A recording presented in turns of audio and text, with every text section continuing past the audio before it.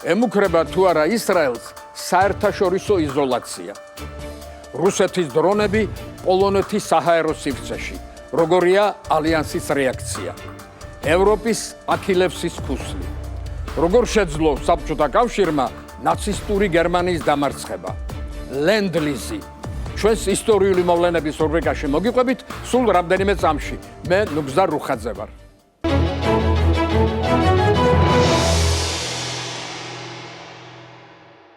გამარჯობა.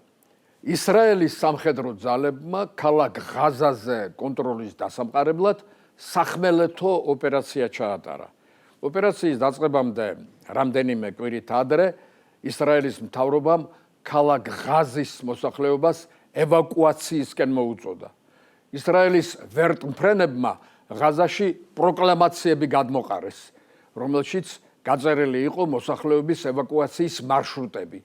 გეგმა მოსახლეობის მიერ ქალაქის დატოვებას და ღაზას სექტორის სამხრეთით გადაადგილებას გულისხმობდა. ისრაელის მთავრობის განცხადებით ქალაქი 400,000 ადამიანმა დატოვა, მაგრამ ათასობით მცხოვრები მაინც ქალაქში დარჩა. მათი თქმით, ღაზის სამხრეთში აუტანელი მდგომარეობაა. ხალხს არ ყოფნის საჭმელსასმელი და საცხოვრებელი ადგილი. ღაზაზე კონტროლის დამყარება ისრაელის პრემიერ-მინისტრ ჯერ კიდევ ზაფხულში უნდოდა, მაგრამ ამერიკის ზეწოლის ქვეშ მანამ გეგმის შესრულება დროებით გადადო. ახლა გეგმა აქტიურ ფაზაშია. ისრაელის სამხედრო ძალებმა ოპერაციას გიდეონის ეტლები უწოდეს. გეგმით ისრაელის სახმელეთო ჯარმა მთლიანად უნდა აიღოს ქალაქი. დამალული ტერორისტები გაანეიტრალოს და ტერორისტული ინფრასტრუქტურა გაანადგუროს. სახმელეთო ოპერაციის დაწყებამდე ისრაელის ავიაციამ ქალაქი დაბომბა და საეჭვო ობიექტები გაანადგურა. ახლა ისრაელის ჯავშან ტექნიკა ჯართან ერთად ნელ-ნელა ქალაქის სიღრმეში შედის. სახმელეთო ოპერაციის დაწყებას ისრაელში ამერიკის სახელმწიფო მდივნის მარკ რუბიოს ვიზიტი დაემთხვა. ის პირადად შეხვდა პრემიერ-მინისტრსა და ისრაელის მთავრობის სხვა წევრებს. ამერიკული მასმედიის თქმით, რუბიოს ვიზიტის მთავარი მიზანი ნეტანიაჰუს დაწყნარება და გაფრთხილება იყო, რომ მან ამ საკითხში ზედმეტი სიხისტე არ გამოიჩინოს. ისე კი პრესკონფერენციიდან ჩანდა, რომ ამერიკამ ისრაელს ამ ოპერაციისთვის მწვანე შუქი აუნთო. ამ ბოლო დროს ტრამპი და მისი ადმინისტრაციის სხვა წევრები ხშირად ამბობენ, რომ იმედგაცრუებულნი არიან ჰამასის ქმედებით. შეგახსენებთ, ჰამას დღემდე დამწყვდეული ყავს რამდენიმე ისრაელელი მძევალი. ტრამპის პრეზიდენტობის პირველივე დღიდანვე ამერიკა ცდილობდა ეს საკითხი მოეგვარებინა, რაც პრეზიდენტის საგანგებო წარმომადგენელს სტივ უიტკოფს დაავალა. მან კატარში და სხვაგან მოლაპარაკების მრავალი რაუნდი ჩაატარა, მაგრამ მიზანს ვერ მიაღწია. ჰამასი ყოველ შეხვედრაზე ახალ წინადადებებს აყენებდა. ამის გამო გაბრაზებულმა ისრაელმა კატარში ჰამასის შტაბ-ბინა დაბომბა, მაგრამ ჰამასი მაინც მყარად დგას. ამიტომ ნეტანიაჰუმ ღაზის მთლიანად აღება და ჰამასის ბოლომდე ამოძირკვა გადაწყვიტა. როგორც ჩანს, ტრამპი ამ საკითხში ნეტანიაჰუს ემხრობა. ტრამპს მხოლოდ ერთი რამ აწუხებს. თუ ოპერაცია თავის მიზანს ვერ მიაღწევს და ბევრი სამოქალაქო პირი დაიღუპება, ისრაელისა და ამერიკის წინააღმდეგ თითქმის მთელი ახლო აღმოსავლეთი ამხედრდება, რაც ორივე ქვეყანას სავალალო შედეგს მოუტანს. ჰამასი კი უკან არ იხევს. ასე თქვა, რომ სახმელეთო ოპერაციის მსვლელობისას მძევლებს ფარებად გამოიყენებს. ამ განცხადებას ტრამპის მწვავე რეაქცია მოჰყვა. მან დაგმო ეს არაადამიანური საქციელი და ჰამას სერიოზულად დაემუქრა. ოპერაციის დაწყებამდე ისრაელის გენერალიტეტი და დაზვერვა ნეტანიაჰუს აფრთხილებდა, რომ ოპერაციის დაწყების გამო ჰამასმა შეიძლება ყველა მძევალი დახოცოს. მათი აზრით, ისრაელი ამ ოპერაციით სერიოზულ პოლიტიკურ და ფიზიკურ რისკზე მიდის. დიდი მსხვერპლია მოსალოდნელი ორივე მხარეს. ყველაზე მთავარი კი ის არის ისრაელს პოლიტიკური ავტორიტეტის დაკარგვა ემუქრება. ისედაც თითქმის მთელი მსოფლიო აკრიტიკებს მას. დასავლეთში მუდმივად იმართება პროპალესტინური მარშები. ბევრი ითხოვს, რომ დასავლეთმა ისრაელს ტოტალური ბოიკოტი გამოგუცხადოს, მათ შორის ბევრი ცნობილი ადამიანია, ჰოლივუდისა და ევროპის მსახიობები, მეცნიერები, პოლიტიკოსები და სხვები. ერთი კვირის წინ გაეროს საგამოძიებო კომიტეტმა ღაზაზე ანგარიში გამოაქვეყნა, რომელშიც გაცხადებულია, რომ ისრაელი ღაზის სექტორში პალესტინელების გენოციდს ახორციელებს. თურქეთმა ისრაელთან მთლიანად გაწყვიტა ეკონომიკური ურთიერთობა. კანადამ, ბელგიამ და ევროპის ზოგმა ქვეყანამ ისრაელს შეიარაღების შესყიდვა შეუჩერა. ესპანეთი სანქციებს ითხოვს ისრაელის წინააღმდეგ. მოკლედ, ისრაელი თითქმის პოლიტიკურ იზოლაციაშია, რომლის გარღვევა მხოლოდ ამ ოპერაციის სასწრაფო დამთავრებითაა შესაძლებელი.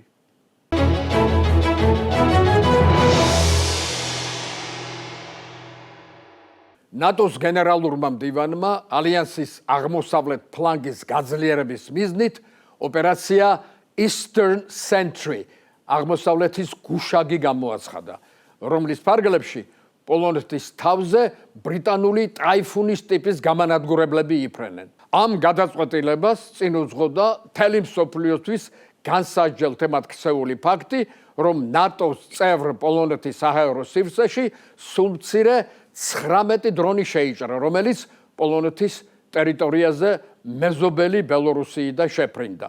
პოლონეთის მთავრობისა და ნატოს განცხადებით, ეს იყო რუსეთის კუთვნილი, თუმცა ირანული და ჩინური წარმოშობის სამხედრო აპარატები. პოლონეთმა ნატოს სამხედრო ძალებთან ერთად ჰაერში სამხედრო ავიაცია ასწია და ყველა დრონი გაანადგურა. საგულისხმო პარადოქსია, რომ უიაფესი დრონების გასანადგურებლად უძვირესი სამხედრო საავიაციო ოპერაცია ტარდება ხოლმე და არა მხოლოდ პოლონეთში. პოლონეთმა დროებით 4, მათ შორის ვარშავის ყველა დიდი აეროპორტი დახურა. ინციდენტში ყველაზე საგანგაშო ის იყო, რომ რუსეთის დრონები პოლონეთის ტერიტორიაზე ღრმად შეიჭრა. დადგინდა, რომ ზოგიერთ დრონს გეზი ნატოს სამხედრო ბაზისკენ ჰქონდა აღებული, საიდანაც დასავლეთი უკრაინას სამხედრო ტექნიკით ამარაგებს. რუსეთის დრონების შეტევას დასავლეთმა უპრეცედენტო და საგანგაშო უწოდა. ომის დაწყების შემდეგ პოლონეთის ტერიტორიაზე რუსეთის დრონების შეჭრა ადრეც მომხდარა, თუმცა ინციდენტები ნავიგაციის შეცდომად ითვლებოდა, მაგრამ ამ ბოლო ინციდენტს ალბათ სულ სხვა თვალით უნდა შევხედოთ. ექსპერტების აზრით, ეს იყო შორს გამიზნული და სერიოზულად დაგეგმილი ოპერაცია. ინციდენტის მეორე დღეს პოლონეთმა ნატოს მეოთხე მუხლის გააქტიურება მოითხოვა. ნატოს ხელშეკრულების მეოთხე მუხლის თანახმად მხარეები დაუყოვნებლივ მართავენ კონსულტაციებს, როცა რომელიმე მოკავშირის აზრით წევრი სახელმწიფოს ტერიტორიულ მთლიანობას, პოლიტიკურ დამოუკიდებლობას ან უსაფრთხოებას საფრთხე ემუქრება. კონსულტაციების შემდეგ ნატოს კომისია წყვეტს, რა დამცველი ზომები უნდა მიიღოს.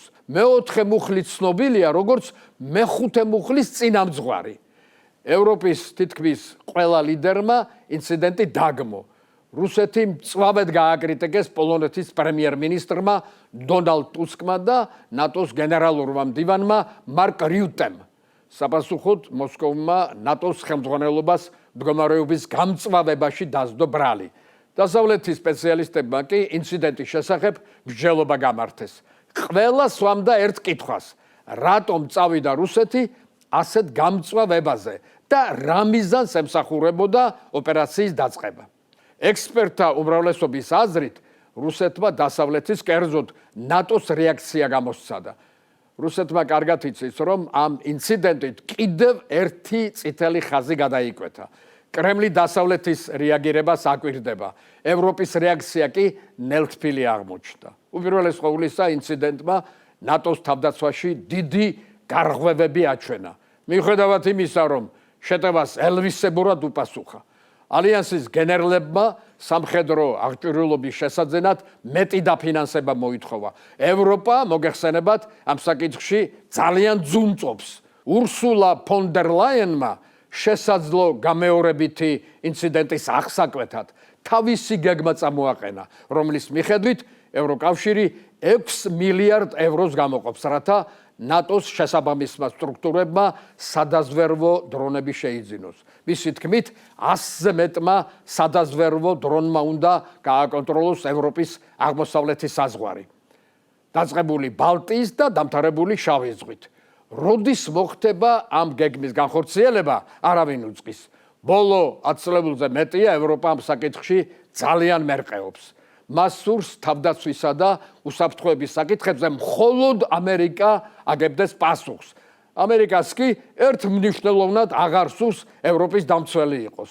ახლა ევროპას ერთი დიდი პრობლემა აქვს გადასაწყვეტი. არის თუ არა მზად იყოს ძლიერი გეოპოლიტიკური ძალა, თუ ისევ ამერიკას უნდა შესციცინებდეს თვალებში.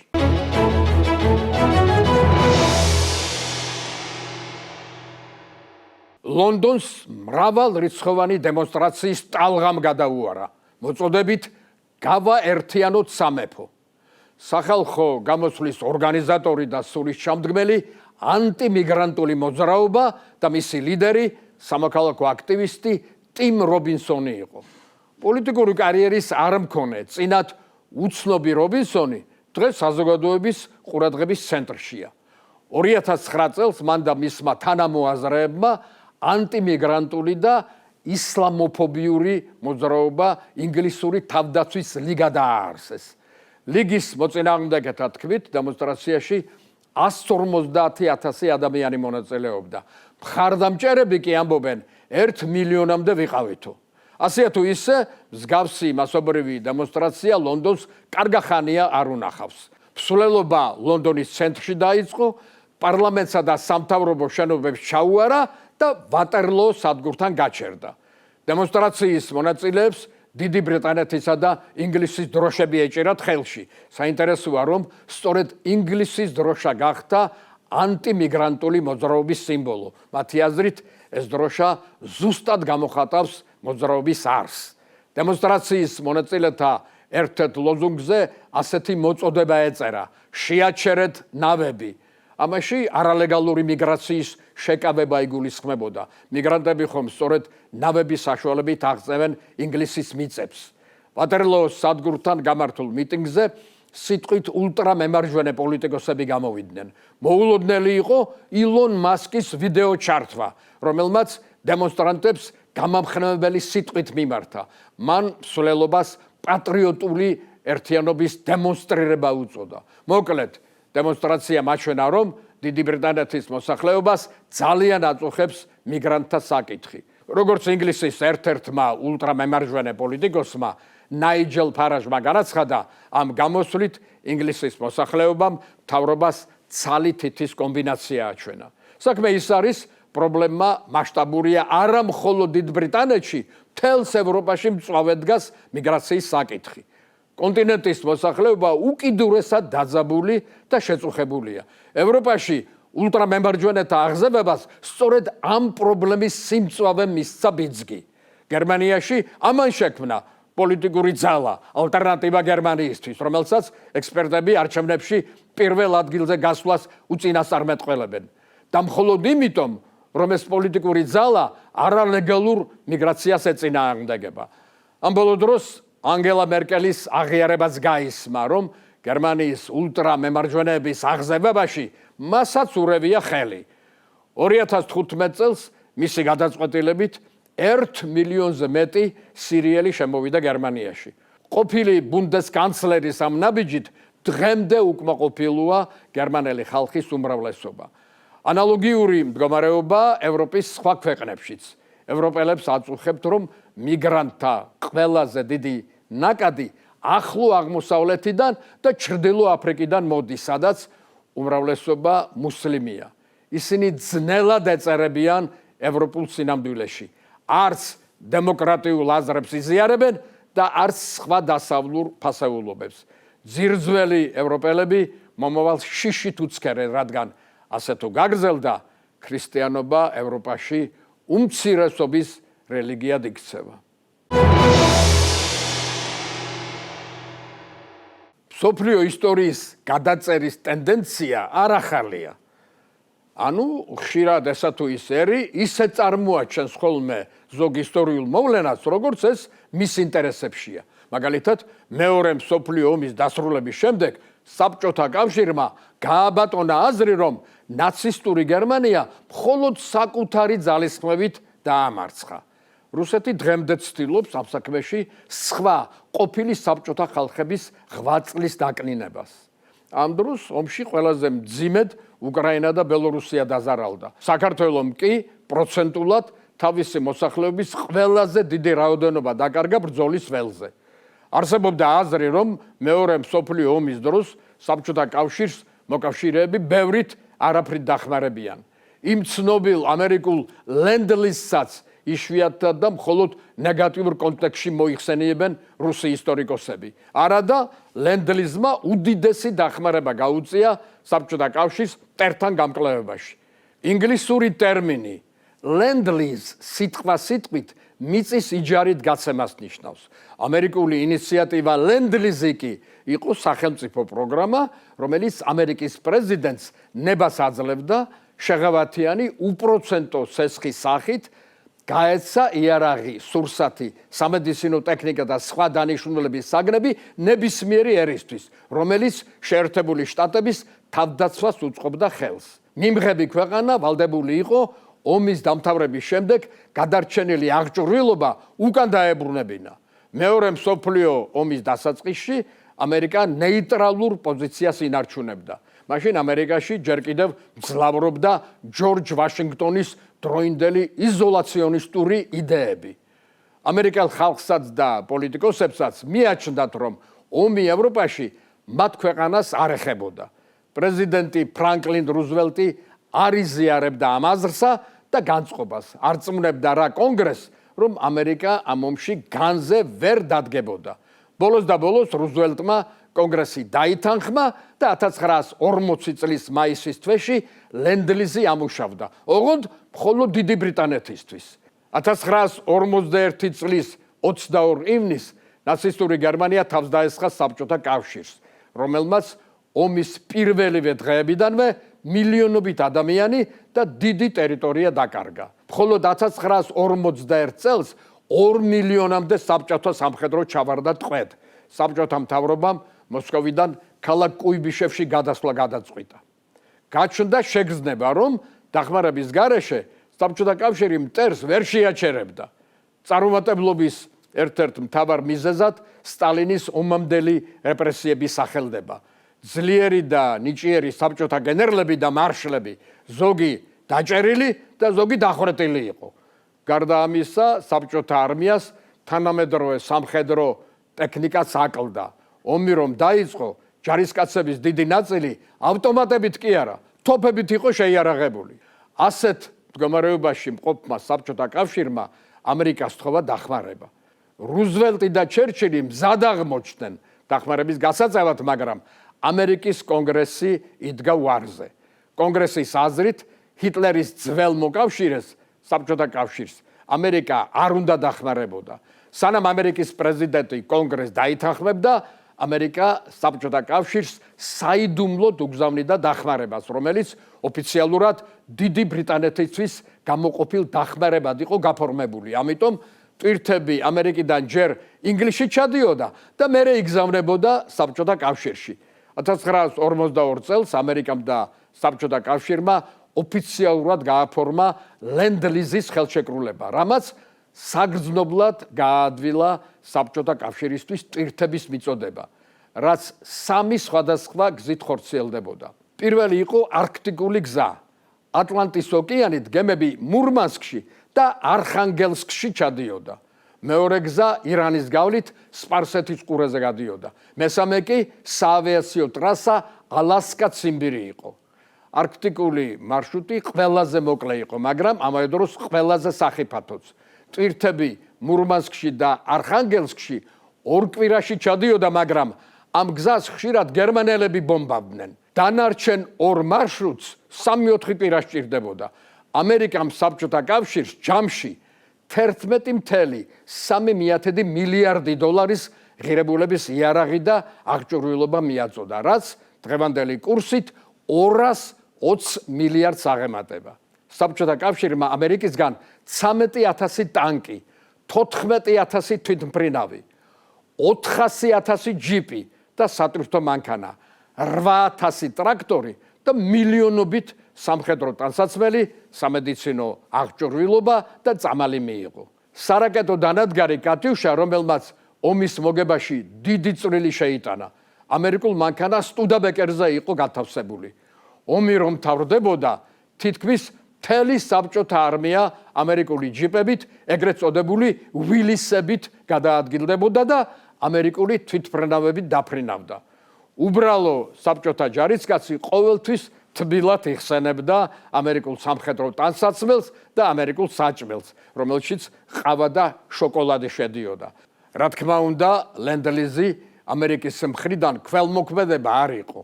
ლენდ-ლიზი, ასე ვთქვათ, იმდროინდელი ამერიკული რბილი ძალა გახდათ, რომლის გამოყენებით ამერიკამ ომის დასაწყისში თავიდან აიცილა ევროპაში ჯარების გაგზავნა, რითაც ასეული ათასობით ჯარისკაცის სიცოცხლე გადაარჩინა. ლენდ-ლიზმა ასევე მნიშვნელოვნად გაზარდა ამერიკული წარმოება და შეამცირა უმუშევართა რიცხვი. და ბოლოს ლენდ-ლიზის წყალობით ამერიკამ მსოფლიოს ყველაზე გავლენიან ქვეყნად იქცა, რადგან მისი ვალი თითქმის ნახევარ მსოფლიოს ჰქონდა. ერთი სიტყვით, ლენდ-ლიზმა დიდი როლი ითამაშა ნაცისტური გერმანიის დამარცხებაში, რასაც საბჭოთა ხელმძღვანელობაც კი ვერ უარყოფდა. 1953 წლის 30 ნოემბერს თეირანის ცნობილ კონფერენციაზე უინსტონ ჩერჩილის დაბადების დღის აღსანიშნავ საზეიმო სადილზე სტალინმა თქვა, ლენდ-ლიზით მიღებული მანქანების გარეშე ჩვენ ამ ომს წავაგებდითო. მარშალმა ჟუკოვმა კი ასეთი რამ თქვა, ამბობენ მოკავშირეები არ დაგხმარებიანო, მაგრამ შეუძლებელია იმის უარყოფა, რომ ამერიკელები გვიგზავნიდნენ მასალას, რომლის გარეშე ვერ შევძლებდით რეზერვების ფორმირებას და ომის გაგრძელებას. განა ჩვენ მოვახერხებდით ტანკების წარმოების დაწყობას ამერიკული ფოლადის გარეშე. ახლა კი საქმეს ისე წარმოაჩენენ, თითქოს ეს ყველაფერი ჩვენი საკუთარი გქონდა და თან თავზე საყრელად.